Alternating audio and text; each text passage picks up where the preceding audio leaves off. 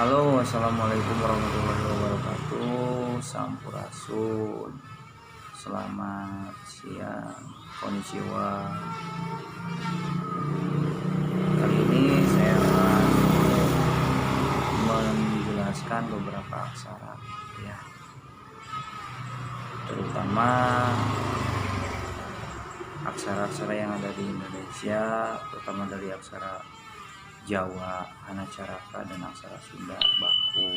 Kemudian ada juga orang Jepang yang bertanya kepada saya apakah di Indonesia itu ada kanji juga. Ya, saya jawab ada dua jenis kanji, yaitu pertama aksara Jawa, yang keduanya Sunda Baku. Aksara Jawanya adalah Hanacaraka. Nah, untuk penjelasan